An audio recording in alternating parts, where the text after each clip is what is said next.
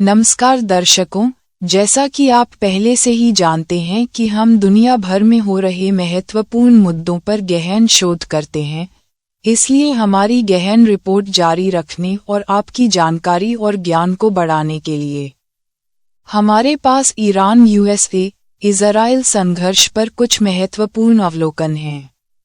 दोस्तों, चूंकि ये दुनिया की सबसे महत्वपूर्ण घटना है जो आपके दैनिक जीवन को प्रभावित कर रही है, इसलिए हम आपसे अनुरोध करते हैं कि आप इस विषय को अंत तक पूरी तरह से समझें और शोध आधारित समाचार और पत्रकारिता प्राप्त करने के लिए हमें सब्सक्राइब भी करें, जो न केवल आपको विचार की स्पष्टता प्रदान करता है बल्कि वैश्विक समाज की बेहतरी को भी बढ़ाता है।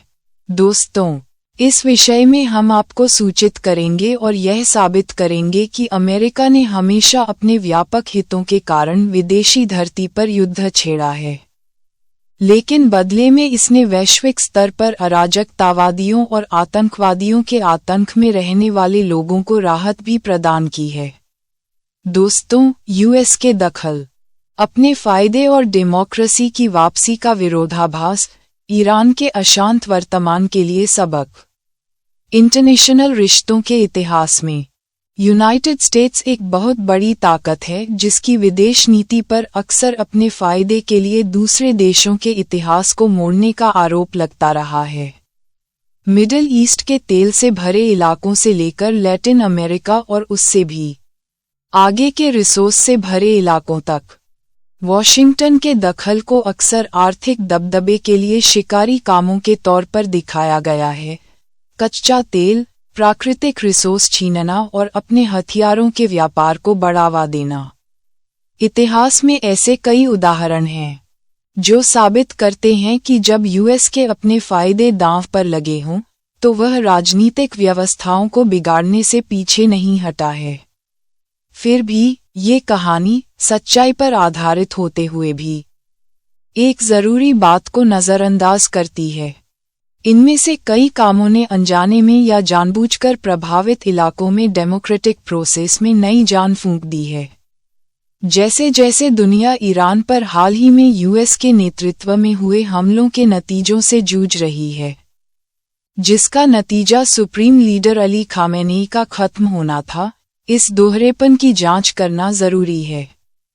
खामेनेई शासन, एक तानाशाही इमारत जिसने 5 दशकों से ज्यादा समय तक ईरानी लोकतांत्रिक अधिकारों को दबाने के लिए धर्म का गलत इस्तेमाल किया है, उस तरह के अत्याचार का उदाहरण है जिसके लिए इंटरनेशनल दखल की जरूरत है। जबकि आलोचक यूएस के दखल को शाही दखल बताते हैं, बड़े ग्लोबल समुदाय को एक गहरी सच्चाई का सामना करना होगा। जब तानाशाह शासक जीवन, बोलने और सम्मान की आज़ादी को खत्म करते हैं तो मजबूत देशों की सहयोगी सेनाओं को मानवाधिकारों, महिलाओं के अधिकारों और इंसानी आज़ादी की रक्षा के लिए आगे आना चाहिए। यूनाइटेड स्टेट्स के विदेशी दखल का इतिहास ऐसे उदाहरणों से भरा पड़ा है जहां आर्थिक वजहों, खासकर तेल और प्राकृतिक संसाधनों तक पहुंच ने मिलिट्री और गुप्त कार्रवाइयों को बढ़ावा दिया है। आलोचकों का तर्क है कि ये ऑपरेशन अक्सर नैतिक बातों पर कॉर्पोरेट मुनाफे और जियोपॉलिटिकल फायदे को प्राथमिकता देते हैं। इस प्रक्रिया में सॉवरेन सरकारों को बिगाड़ते हैं।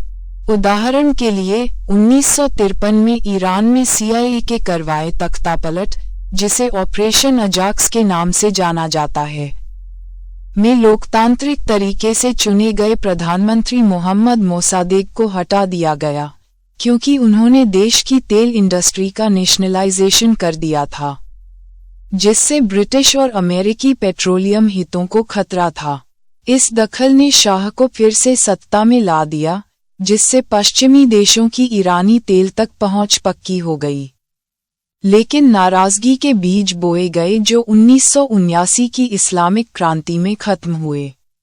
President George W. बुश के तहत 2003 में इराक पर हमला शायद सबसे बदनाम मामला है, जहां तेल के भंडार की खोज ने अहम भूमिका निभाई। इराक के बड़े पेट्रोलियम संसाधनों को ग्लोबल एनर्जी की मांगों के बीच एक स्ट्रेटेजिक एसेट के तौर पर देखा गया। इस युद्ध को बड़े पैमाने पर विनाश के हथियारों के बहाने सही ठहराया गया, जो बेबुनियाद साबित हुआ, जिससे सद्दाम हुसैन का शासन खत्म हो गया और हमले के बाद यूएस फर्मों को दिए गए कॉन्ट्रैक्ट आर्थिक अंदरूनी हालात को दिखाते हैं, क्योंकि अमेरिकी निगरानी में तेल एक्सपोर्ट बढ़ गया। इसी तरह 2011 में यूएस के सपोर्ट से लीबिया में नेटो के दखल ने मुअम्मर गद्दाफी को हटाने में मदद की। हालांकि इसे एक मानवीय कोशिश के तौर पर देखा गया, लेकिन लीबिया की तेल संपदा, अफ्रीका का सबसे बड़ा रिजर्व, ने बहुत बड़ा असर डाला, जिसमें लड़ाई के बाद हुए तेल सौदे पश्चिमी कंपनियों के पक्ष में थे। तेल के अलावा प्राकृतिक संसाधनों और स्ट्रेटेजिक कंट्रोल ने यूएस को दूसरी जगहों पर भी काम करने के लिए मोटिवेट किया है। लैटिन अमेरिका में 1954 में ग्वाटेमाला में प्रेसिडेंट जैकोबो अर्बेन्स के खिलाफ CIA के सपोर्ट से किया गया तख्तापलट यूनाइटेड फ्रूट कंपनी के केले के बागानों को खतरे की वजह से हुआ था, जो यूएस का एक अहम आर्थिक हित था। यूएस के सपोर्ट से चिली में 1973 में हुए तख्तापलट में चुने हुए सोशलिस्ट प्रेसिडेंट साल्वाडोर अलेदे को हटा दिया गया था, क्योंकि नेशनलाइजेशन से अमेरिकी कॉपर के हितों पर असर पड़ रहा था। 1976 में यूएस ने इसाबेल पेरोन के खिलाफ अर्जेंटीना के मिलिट्री तख्तापलट का चुपचाप सपोर्ट किया। डर्टी वॉर के दौरान खुफिया जानकारी दी और आने वाली जुंटा के साथ करीबी रिश्ते बनाए रखे, जिसमें लेफ्टिस्ट खतरों का मुकाबला करने और आर्थिक स्थिरता को सुरक्षित करने के लिए बड़े पैमाने पर दमन शामिल था। दूसरे उदाहरणों में ब्राजील में 1964 में जोआओ गोलाट के खिलाफ तख्तापलट शामिल है, जिसे यूएस ने कथित लेफ्टिस्ट बदलावों को रोकने के लिए सपोर्ट किया था। डोमिनिकन रिपब्लिक में 1965 में कथित कम्युनिस्ट कब्जे को रोकने के लिए दखल और 1989 में पनामा पर हमला मैनुअल नोरिएगा को हटाने के लिए, जिसने देश को एक नार्को स्टेट बना दिया था, जिससे यूएस के हितों को खतरा था। 1965-1967 में इंडोनेशिया में भी सरकार बदलने के लिए गुप्त सपोर्ट दिया गया, जहां यूएस ने एंटी कम्युनिस्ट सफाई के दौरान जनरल सुहार्तो के उदय में मदद की, और होंडुरास, निकारागुआ और दूसरी जगहों पर वामपंथी सरकारों या विद्रोहियों का मुकाबला करने के लिए कोल्ड वॉर के समय के कई ऑपरेशन में मदद की। हथियारों का व्यापार भी चुपचाप फायदा उठाने वाला रहा है। यूएस के दखल से अक्सर अमेरिकी हथियारों के लिए बाजार बनते हैं। इराक पर हमले के बाद नई सरकार और क्षेत्रीय सहयोगियों को अरबों डॉलर के हथियार बेचे गए, जिससे यूएस की डिफेंस इंडस्ट्री को बढ़ावा मिला। ये उदाहरण एक सोची समझी रणनीति दिखाते हैं। संसाधन, आर्थिक फायदे और स्ट्रेटेजिक दबदबा हासिल करने के लिए सरकार को बिगाड़ना, अक्सर लोकल स्थिरता की कीमत पर। हालांकि यूएस के दखल को सिर्फ शोषण के नजरिए से देखना उनके लोकतांत्रिक असर को नजरअंदाज करना है। इतिहास दिखाता है कि अपने फायदे के इरादों के बावजूद अमेरिकी कार्रवाइयों ने अक्सर डेमोक्रेटिक रिवाइवल को बढ़ावा दिया है, तानाशाही को ऐसे सिस्टम में बदल दिया है जहां चुनाव, नागरिक आज़ादी और लोगों का शासन जड़ जमा लेता है। 1983 में ग्रेनेडा पर हमला, ऑपरेशन एजेंट फ्यूरी, ने तख्तापलट से बनी सरकार को हटा दिया और संवैधानिक शासन बहाल कर दिया। 1984 में आज़ाद चुनाव हुए, जिससे स्थिर डेमोक्रेसी की वापसी हुई। 1989 में पनामा पर हमला, ऑपरेशन जस्ट कॉज, ने तानाशाह मैनुअल नोरिएगा को हटा दिया, जिससे 1994 में डेमोक्रेटिक चुनाव हुए और एक मल्टीपार्टी सिस्टम बना जो आज भी कायम है। हैती में 1994 के ऑपरेशन अपहोल्ड डेमोक्रेसी ने एक मिलिट्री तख्तापलट के बाद चुने हुए प्रेसिडेंट जीन बर्ट्रैंड एरिस्टाइड को फिर से सत्ता में लाया, जिससे डेमोक्रेटिक बदलावों का रास्ता बना। जिसमें सदियों में हैती का पहला शांतिपूर्ण सत्ता हस्तांतरण भी शामिल है।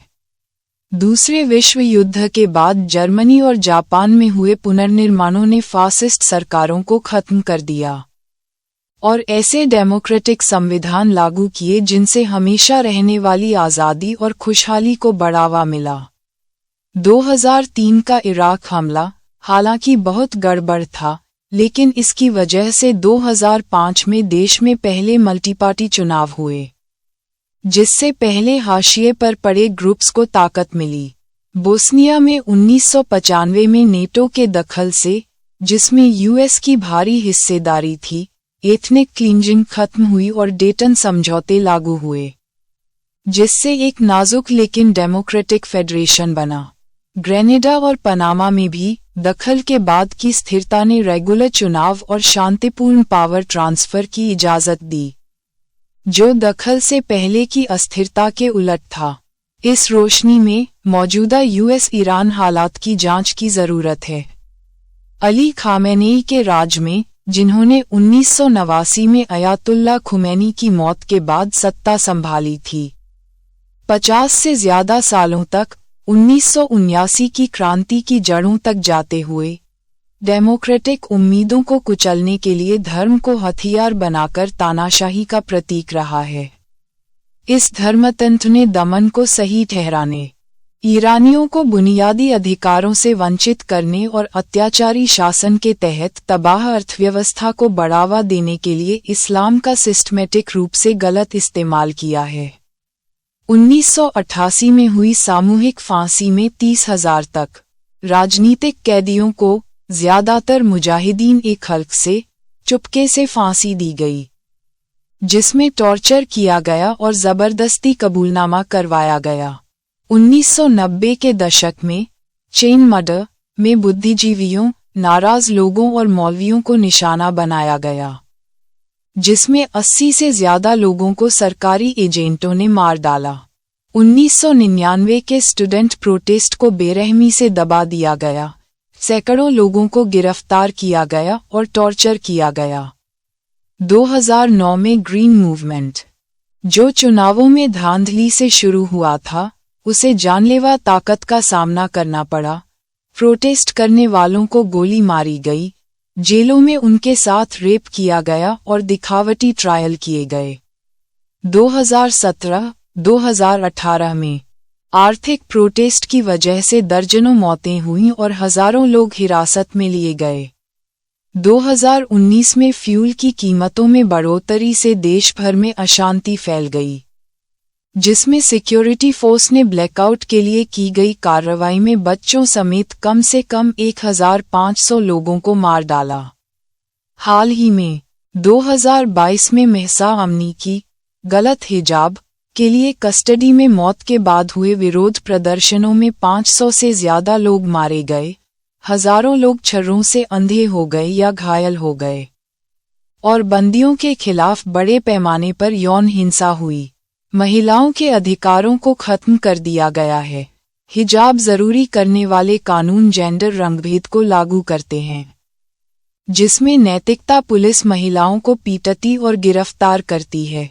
अल्पसंख्यकों पर जुल्म होता है, बहाई लोगों को शिक्षा नहीं दी जाती, कुर्दों पर बमबारी होती है, सुन्नियों को अलग थलग कर दिया जाता है, बोलने की आज़ादी नहीं है, पत्रकारों को टॉर्चर और मौत का सामना करना पड़ता है।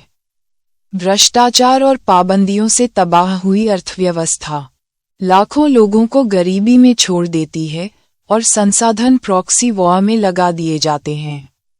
इस सरकार की तानाशाही ने न केवल ईरानियों को दबाया है, बल्कि आतंकवाद और न्यूक्लियर महत्वाकांक्षाओं के जरिए इस क्षेत्र को अस्थिर भी किया है। फरवरी 2026 में ईरान पर यूएस के नेतृत्व में किए गए हमले, जो इजराइल के साथ मिलकर किए गए थे, जिसमें खामेनेई और दूसरे नेता मारे गए थे, ने दुनिया भर में विवाद खड़ा कर दिया है। आलोचक कांग्रेस की मंजूरी के बिना गैर संवैधानिक हमले के लिए ट्रंप की बुराई करते हैं। इसे स्ट्रेटजी के बजाय अपने ईगो से प्रेरित जुआ बताते हैं। दोगलेपन के आरोप बहुत हैं।